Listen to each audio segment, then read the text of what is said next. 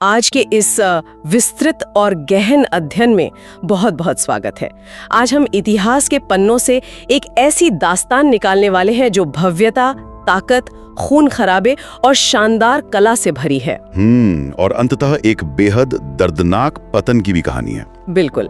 आज की हमारी ये चर्चा भारतीय उपमहाद्वीप के इतिहास के सबसे शक्तिशाली साम्राज्यों में से एक मुगल साम्राज्य पर केंद्रित है। उसकी उत्पत्ति, उसका चरम और उसका पूरी तरह से ढह जाना। सही कहा।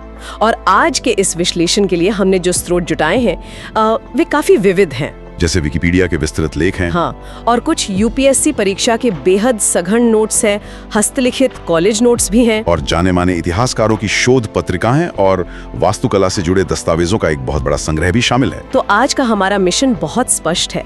एक मध्य एशियाई राजकुमार के शुरुआती संघर्ष से लेकर एक विशाल साम्राज्य के निर्माण और फिर उसके पतन की पूरी कहानी को खंगालना। और इसमें से सबसे महत्वपूर्ण, दिलचस्प और आश्चर्यजनक तथ्यों को बाहर निकालना। एकदम सही। मैं ये भी बताना चाहूंगी कि ये सफर सिर्फ तारीखों और युद्धों के बारे में नहीं है। बिल्कुल नहीं। ये मानव स्वभाव, सत्ता की भूख और उस व्यवस्था को समझने के बारे में है जो दिखाती है कि कैसे असीमित शक्ति हासिल की जाती है। और कैसे उसे संभाला जाता है। और कैसे अपनी ही गलतियों और जिद के कारण सबसे बड़े और मजबूत साम्राज्य भी ताश के पत्तों की तरह बिखर जाते हैं। सच में ये इतिहास का एक मास्टर क्लास है। तो ठीक है, चलिए इसे विस्तार से समझते हैं। शुरुआत कहाँ से करें? शुरुआत करते हैं उस इंसान से जिसने इस साम्राज्य की नींव रखी, ज़हीरुद्दीन मोहम्मद, जिसे आज पूरी दुनिया बाबर के नाम से जानती है। हाँ, बाबर। हमारे स्रोतों से पता चलता है कि उसकी रगों में दो महान और खूंखार विजेताओं का खून था। पिता की ओर से वो तैमूर लंका वंशज था और माता की ओर से चंगेज खान का। अब अगर हम 1494 के उस समय की कल्पना करें जब वो मात्र 11 या 12 साल का था। सिर्फ 11 साल? हाँ, सोचिए, उसके पिता की अचानक मृत्यु हो गई और वो इतनी छोटी सी उम्र में फरगाना का शासक बन गया। उम्र छोटी थी लेकिन मुश्किलें पहाड़ जैसी थीं। बिल्कुल। हमारे नोट्स बताते हैं कि उसने अपने पूर्वजों की राजधानी समरकंद को जीता, लेकिन फिर अपने ही सगे रिश्तेदारों की साजिशों और धोखे के कारण सब कुछ खो दिया। एक राजा से वो निर्वासित हो गया और दर दर भटकने लगा। यहाँ सबसे आकर्षक बात ये है कि उन शुरुआती असफलताओं ने उसे तोड़ा नहीं। बिल्कुल नहीं तोड़ा, बल्कि उसे एक बेहद शानदार और निडर सैन्य रणनीतिकार बना दिया। जब वो 1526 में पानीपत के प्रथम युद्ध में उतरा तो वो कोई नौसिखिया नहीं था।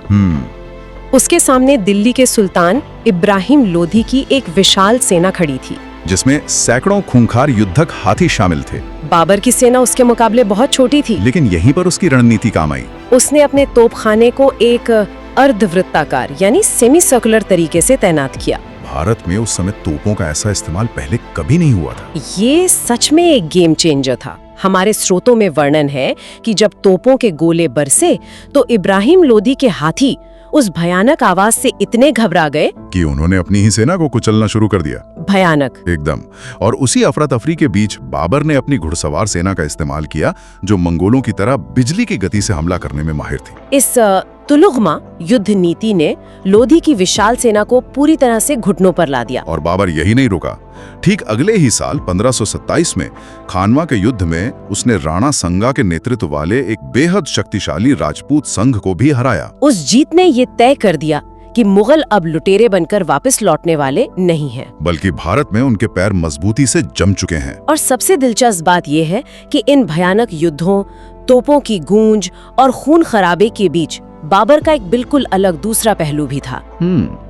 वो केवल एक क्रूर योद्धा या रणनीतिकार नहीं था, वो प्रकृति का बहुत बड़ा प्रेमी था। सच में ये पढ़कर मुझे बहुत हैरानी हुई।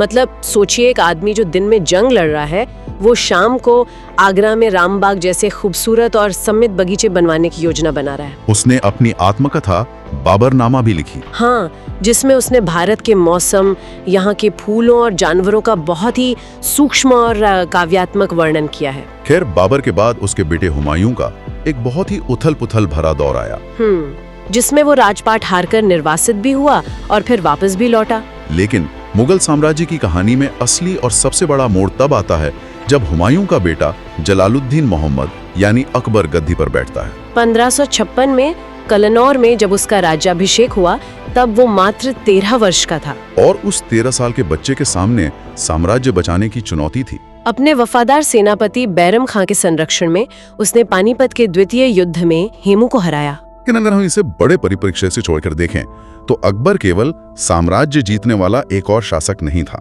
वो एक बहुत ही दूरदर्शी, चालाक, कूटनीतिज्ञ और असाधारण प्रशासक था।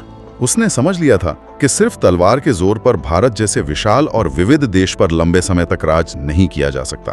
बिल्कुल, और उसकी ये दूरदर्शिता उसके प्रशासनिक फैसलों में साफ दिखती है। हमारी यूपीएससी नोट्स में एक बहुत ही व्यावहारिक उदाहरण दिया गया है। हाँ, उसने प्रशासन को सुचारू रूप से चलाने के लिए राजधानियों में कई बदलाव किए। उसने फतेहपुर सीकरी जैसी शानदार नई राजधानी बसाई। लेकिन जब वहाँ पानी की गंभीर कमी हुई तो उसने अपनी जिद नहीं पकड़ी। उसने तुरंत राजधानी को वहां से हटाकर लाहौर और फिर वापस आगरा कर लिया। ये दिखाता है कि वो यथार्थवादी था। और फिर आती है उसकी सबसे मशहूर कूटनीति, राजपूतों के साथ रिश्ते। आमेर के राजा भारमल की पुत्री, जिन्हें ऐतिहासिक रूप से जोधाबाई या हरखाबाई के नाम से जाना जाता है, उनके साथ उसका विवाह केवल एक वैवाहिक संबंध नहीं था। ये एक मास्टर स्ट्रोक था। अकबर ने समझ लिया था कि मुगलों को विदेशी हमलावर की छवि से बाहर निकलना होगा। उसने राजपूतों को अपने प्रशासन और सेना में सबसे उच्च पद दिए। राजा मान सिंह जैसे राजपूत उसके सबसे भरोसेमंद सेनापति बने। इसका नतीजा ये हुआ कि जो राजपूत कभी मुगलों के सबसे कट्टर दुश्मन हुआ करते थे, वही उनके साम्राज्य के सबसे मजबूत स्तंभ और रक्षक बन गए। मुगल साम्राज्य अब मध्य एशिया का नहीं बल्कि भारत का अपना साम्राज्य बनने लगा था। लेकिन जब हम अकबर की धार्मिक नीतियों और उसके व्यक्तिगत जीवन की गहराइयों में जाते हैं तो हमारे सामने मौजूद स्रोतों में बहुत सी जटिल और विरोधाभासी बातें सामने आती हैं। एक तरफ उसका बेहद उदार और दार्शनिक पहलू दिखता है और दूसरी तरफ एक ऐसा कट्टर पहलू जो किसी को भी हैरान कर सकता है। आगे बढ़ने से पहले यह स्पष्ट करना बहुत जरूरी है कि इस विषय पर ऐतिहासिक दस्तावेजों और विचारधाराओं में गहरे मतभेद हैं। मैं भी यही कहने वाली थी। कुछ स्रोत अकबर को अत्यंत उदार बताते हैं, जबकि कुछ अन्य नोट्स और शोध पत्रों में उनकी कट्टरता के स्पष्ट उदाहरण दर्ज हैं। हमारा काम यहाँ किसी एक विचारधारा या पक्ष का समर्थन करना बिल्कुल नहीं है। बिल्कुल नहीं। हमारा उद्देश्य केवल उन विचारों और तथ्यों को निष्पक्ष रूप से सामने रखना है जो आज के हमारे इन विविध स्रोतों में मौजूद हैं। ये एक बहुत ही महत्वपूर्ण बात है, क्योंकि इतिहास कभी भी सिर्फ काले या सफेद में नहीं होता। दस्तावेजों में इन दोनों पहलुओं का बहुत विस्तार से जिक्र है। तो अगर हम उस उदार पहलू की बात करें जिसकी अक्सर चर्चा होती है, तो अकबर ने 1562 में गैर मुस्लिमों पर लगने वाला जजिया कर हटा दिया था। ये एक बहुत बड़ा कदम था। फिर 1575 में उसने फतेहपुर सीकरी में इबादत खाने का निर्माण कराया। ये एक ऐसा प्रार्थना भवन था जहाँ इस्लाम, हिंदू धर्म, जैन धर्म, पारसी और ईसाई धर्म के विद्वान एक साथ बैठकर ईश्वर और धर्म पर लंबी चर्चाएं करते थे। और इसी दार्शनिक खोज का परिणाम था 1582 में शुरू किया गया दीन-ए इलाही। और यहाँ हमारे नोट्स एक बहुत ही खास बात स्पष्ट करते हैं कि दीन-ए-इलाही वास्तव में कोई नया धर्म नहीं था। बिल्कुल नहीं। ये कोई नया धर्म नहीं था जिसमें कोई पैगंबर या पवित्र किताब हो। ये मूल रूप से एक आचार संहिता या जीवन जीने का तरीका था। इसमें ईश्वर एक है, मांस खाना वर्जित है और सूर्य या अग्नि की पूजा जैसी बातें शामिल थीं, जो अलग अलग धर्मों की अच्छी बातों का एक मिश्रण था। हालांकि दिलचस्प बात यह है कि दरबार में इसे बहुत ज्यादा लोकप्रियता नहीं मिली और राजा बीरबल इसके एकमात्र प्रमुख अनुयायी थे। लेकिन रुकिए, अगर अकबर इतना ही उदार और सर्वधर्म संभाव वाला था, तो हमारे पास जो शोध और कुछ विशेष नोट्स हैं, उनमें इसके बिल्कुल विपरीत बातें क्यों दर्ज हैं? हाँ, उन दस्तावेजों के अनुसार उसी अकबर के शासनकाल में कुछ अत्यंत कठोर और असहिष्णु कदम भी उठाए गए। स्रोतों में स्पष्ट उल्लेख है कि उस दौर में कई हिंदुओं का जबरदस्तन धर्मांतरण किया गया। इसके अलावा कई प्रमुख हिंदू तीर्थ स्थानों के इस्लामी नामकरण किए गए। इसका सबसे बड़ा उदाहरण है 1583 में प्रयागराज का नाम बदलकर इलाहाबाद कर देना। हाँ, और स्रोतों में अकबर के एक सिपाही सालार हुसैन खान तुकरिया का भी बहुत ही अजीब और परेशान करने वाला जिक्र है। दस्तावेजों के अनुसार इस अधिकारी ने अपने इलाके में हिंदुओं को अपने कंधों पर या कपड़ों पर एक विशेष प्रकार के भेदभाव वाले बिल्ले पहनने के लिए मजबूर किया था, ताकि उन्हें भीड़ में अलग से पहचाना जा सके। ये नीति सीधे तौर पर कट्टरता को दर्शाती है। और सिर्फ धार्मिक नीतियाँ ही नहीं, स्रोतों में अकबर के हरम और महिलाओं के प्रति नजरिए को लेकर भी कुछ ऐसे तथ्य दिए गए हैं जो उस महानता की छवि से मेल नहीं खाते। दस्तावेजों में खुदारोज या प्रमोद दिवस नामक एक उत्सव का उल्लेख मिलता है। देखने में ये एक मीना बाजार जैसा था, लेकिन स्रोतों का दावा है कि इसका असल उद्देश्य मुगल हरम के लिए खूबसूरत महिलाओं को चुनना था। एक और बेहद दर्दनाक घटना रानी दुर्गावती की है। जब मुगल सेना ने उनके राज्य पर आक्रमण किया और अपनी अस्मिता बचाने के लिए रानी दुर्गावती ने आत्महत्या कर ली। तो युद्ध के बाद उनके परिवार की महिलाओं को जबरन मुगल हरम में डाल दिया गया था। ये सभी ऐतिहासिक तथ्य इस बात का प्रमाण है कि सत्ता के शीर्ष पर बैठा व्यक्ति कितना विरोधाभासी हो सकता है। एक तरफ वो दार्शनिक चर्चाएं कर रहा है और दूसरी तरफ साम्राज्य विस्तार के लिए क्रूरता की सारी हदें पार कर रहा है। इसी विरोधाभास और रहस्य के बीच हमारे स्रोतों में एक बहुत ही प्रसिद्ध लोक कथा भी दर्ज है, ध्यानु भक्त की कथा। ये कहानी बताती है कि अकबर को अपनी ताकत पर कितना घमंड था। कथा के अनुसार माता ज्वालामुखी मंदिर की ओर जाते हुए ध्यानु भक्त और उनके जत्थे को अकबर ने रोक लिया। जब ध्यानु ने देवी की अपार शक्ति की बात की तो अकबर ने चुनौती देने के लिए ध्यानु के घोड़े का सिर काट दिया और कहा कि अगर तुम्हारी देवी में शक्ति है तो इसे जीवित करके दिखाओ। किंवदंती कहती है कि माता की शक्ति से वो घोड़ा सच में जीवित हो गया। ये चमत्कार देखकर अकबर हैरान रह गया और उसने मंदिर में देवी को चढ़ाने के लिए एक भारी सोने का छत्र बनवाया। लेकिन उसे चढ़ाते समय उसके मन में ये अभिमान आ गया कि मेरे जैसा महान सम्राट इतना कीमती छत्र चढ़ा रहा है। कहा जाता है कि उसके इसी अभिमान के कारण वो सोने का छत्र गिर गया और एक ऐसी रहस्यमयी धातु में बदल गया जिसे आज तक कोई वैज्ञानिक या धातु विशेषज्ञ पहचान नहीं पाया है। अभिमान की बात निकली है तो इस कहानी का जो प्रतीकात्मक अर्थ है वो मुगल साम्राज्य की वास्तविकता से बहुत मेल खाता है। अकबर के जीवन में भले ही ये चमत्कारी कहानियां जुड़ी हों, लेकिन जमीन पर सच्चाई बहुत कड़वी होती जा रही थी। जिन स्थानीय लोगों और किसानों को इस विशाल साम्राज्य ने दशकों तक दबाया था, उनका गुस्सा सुलग रहा था। यहाँ बात सच में बहुत दिलचस्प हो जाती है। अकबर, जिसे इतिहास में अक्सर महान कहा जाता है, उसके मरने के कई सालों बाद एक ऐसा वाकया हुआ जो मुगलों के इतिहास में उनके लिए सबसे घोर अपमान था। 1688 में राजा राम नाम के एक जाट नेता ने एक बड़ा विद्रोह किया और सिकंदरा में स्थित अकबर के भव्य मकबरे पर धावा बोल दिया। हमारे नोट्स में इसका विवरण रोंगटे खड़े करने वाला है। उसने न केवल उस मकबरे की सारी कीमती चीजें लूटी, बल्कि अकबर की अस्थियों को उसकी कब्र से खोद कर निकाला और उन्हें जला दिया।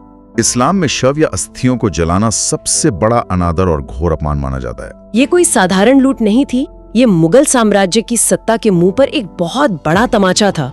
ये घटना इस बात का स्पष्ट संकेत थी कि नीचे ही नीचे विद्रोह की आग कितनी भयानक रूप ले चुकी थी। लेकिन पतन की इस गहरी खाई में गिरने से पहले मुगल साम्राज्य ने एक ऐसा दौर देखा जो इतिहास के पन्नों पर हमेशा अपनी पूरी चमक के साथ मौजूद रहेगा। वो था वास्तुकला और कला का स्वर्ण युग, यानी अकबर के पोते शाहजहां का शासनकाल। ये एक बहुत ही महत्वपूर्ण सवाल खड़ा करता है, आखिर इस युग में ऐसा क्या खास था?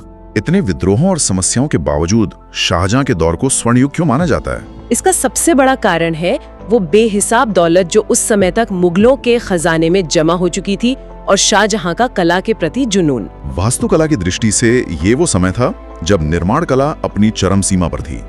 लाल बलुआ पत्थर की जगह अब सफेद संगमरमर का भरपूर उपयोग होने लगा था। इस दौर की सबसे बड़ी पहचान बनी पियत्रा ड्यूरा की तकनीक।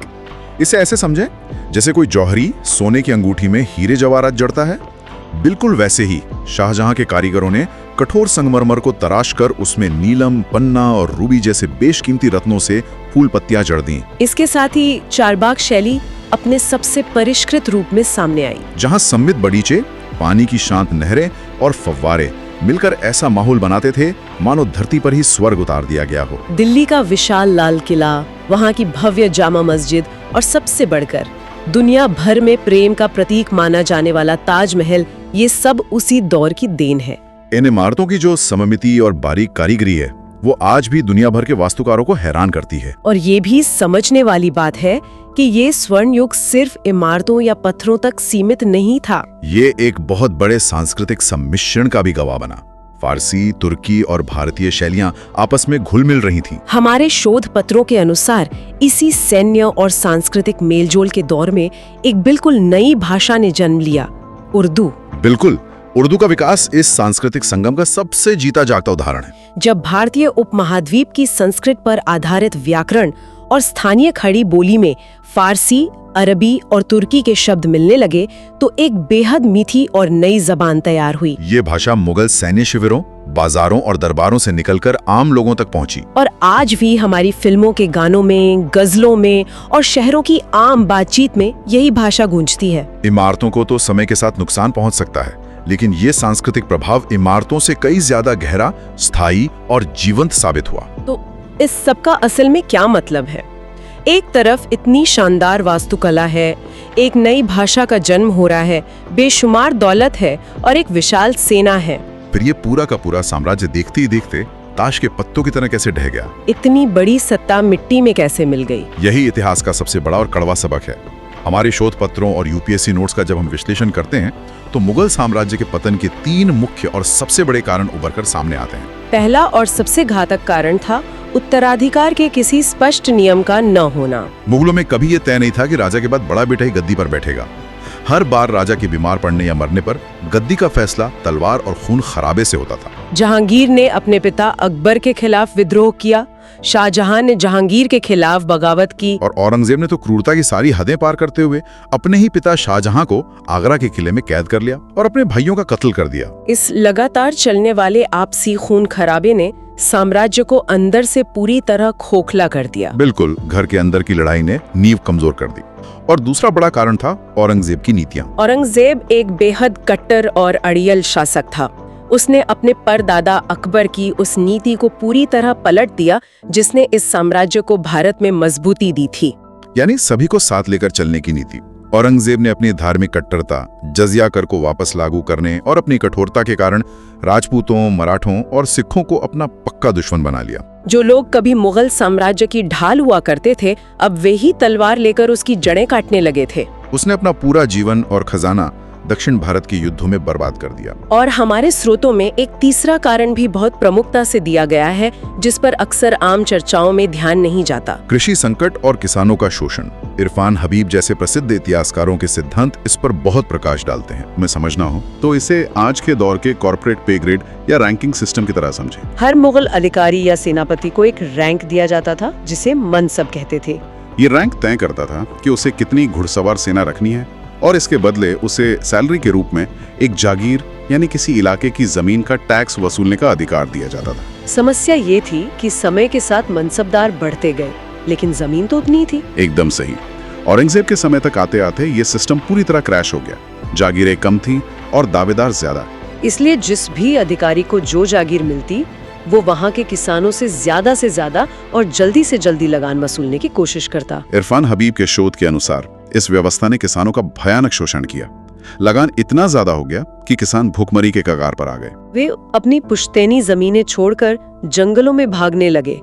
जब किसानों के पास खोने के लिए कुछ नहीं बचा तो उन्होंने हथियार उठा लिए। पूरे साम्राज्य में भयंकर विद्रोह भड़क उठे और मुगल अर्थव्यवस्था का पूरा ढांचा ही चरमरा गया। और इस अंदर से खोखले हो चुके बीमार साम्राज्य पर सबसे घातक और आखिरी वार किया 1739 में ईरान से आए एक खूंखार योद्धा ने, नादिर शाह। ये हमला इतना विनाशकारी था कि हमारे स्रोतों में इसका जो वर्णन है उसे पढ़कर रोंगटे खड़े हो जाते हैं। नादिर शाह ने करनाल के युद्ध में तत्कालीन मुगल सम्राट मोहम्मद शाह, जिन्हें रंगीला भी कहा जाता था, उनकी सेना को बहुत ही आसानी से हरा दिया। वो मुगल सेना सिर्फ नाम की सेना रह गई थी। बिल्कुल। इसके बाद नादिर शाह दिल्ली में घुसा। शुरुआत में सब शांत था, लेकिन फिर शहर में एक अफवाह उड़ी कि नादिर शाह मारा गया है। इस अफवाह पर दिल्ली के कुछ लोगों ने नादिर शाह के सैनिकों पर हमला कर दिया। जब नादिर शाह को ये पता चला तो उसका गुस्सा 7वें आसमान पर पहुंच गया। बाहर निकाली, जो कत्लेआम शुरू करने का इशारा था। स्रोतों के अनुसार उस दिन दिल्ली की सड़कों पर खून की नदियां बह गईं।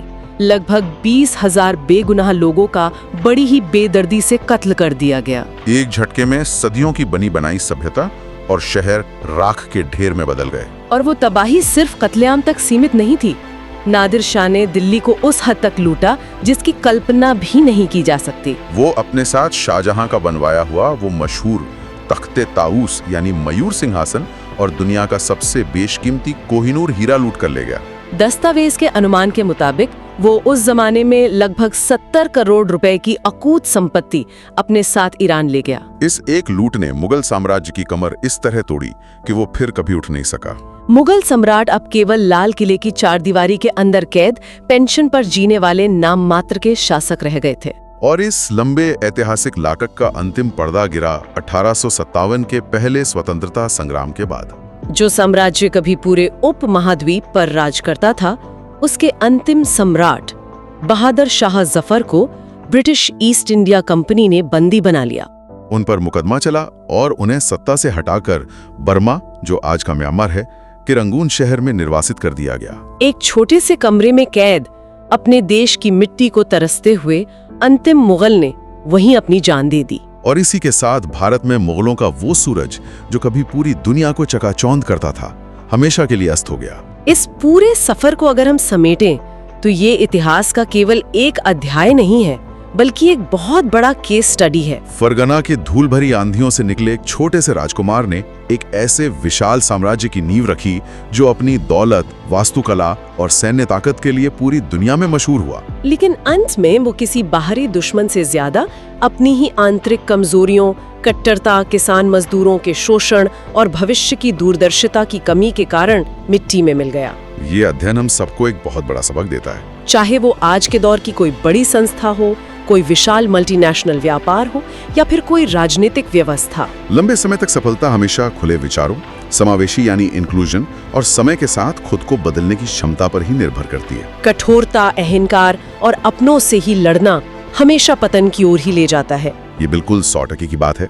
इतिहास सिर्फ पीछे देखने के लिए नहीं, बल्कि आगे के रास्ते समझने के लिए होता है। और अब इस गहन चर्चा को पूरी तरह खत्म करने से पहले एक ऐसा विचार छोड़कर जाते हैं जो किसी को भी गहरे अचरज में डाल देगा। हमने इस पूरी चर्चा में बार बार मुगल साम्राज्य शब्द का इस्तेमाल किया। दुनिया भर की किताबें भी यही लिखती हैं। लेकिन ये इतिहास की सबसे बड़ी विडंबनाओं में से एक है कि जिस साम्राज्य को हम मुगल कहते हैं, उन्होंने स्वयं अपने पूरे इतिहास में कभी इस नाम का इस्तेमाल अपने लिए नहीं किया। ये तथ्य सच में हैरान करने वाला है। अगर उनके आधिकारिक दस्तावेजों को देखें तो वे खुद को तैमूरी राजवंश का कहते थे, क्योंकि उन्हें अपने तैमूर के वंशज होने पर गर्व था। और उनके सभी आधिकारिक दस्तावेजों, फरमानों और सिक्कों पर इस साम्राज्य को हमेशा हिंदुस्तान कहा जाता था। यहाँ तक कि अंतिम सम्राट बहादुर शाह जफर ने भी अपनी मशहूर शायरी में खुद को मुगल नहीं बल्कि हिंदुस्तान का शासक बताया था। तो फिर ये मुगल शब्द आखिर आया कहाँ से? दरअसल मुगल शब्द मंगोल का ही अरबी और फारसी अपभ्रंश यानी बिगड़ा हुआ रूप है। ये नाम उन्हें पश्चिमी लोगों, यूरोपियन यात्रियों और विदेशियों द्वारा दिया गया था। क्या ये इतिहास का एक बहुत ही अजीब और सोचने लायक पहलू नहीं है? बिल्कुल है। भारतीय उपमहाद्वीप का सबसे प्रसिद्ध राजवंश जिसने सदियों तक यहाँ राज किया, वो आज पूरी दुनिया में उस नाम से जाना जाता है जो विदेशियों द्वारा एक गलत उच्चारण के कारण बना था, न कि उस नाम से जिसे उन्होंने खुद अपने लिए और अपने देश के लिए इतने गर्व से चुना था। ये निश्चित रूप से विचार करने योग्य है। इसी गहरे विचार के साथ हमारे आज के इस गहन अध्ययन को यहीं विराम देते हैं। ज्ञान के ऐसे ही नए पन्ने पलटते रहें और सीखते रहें।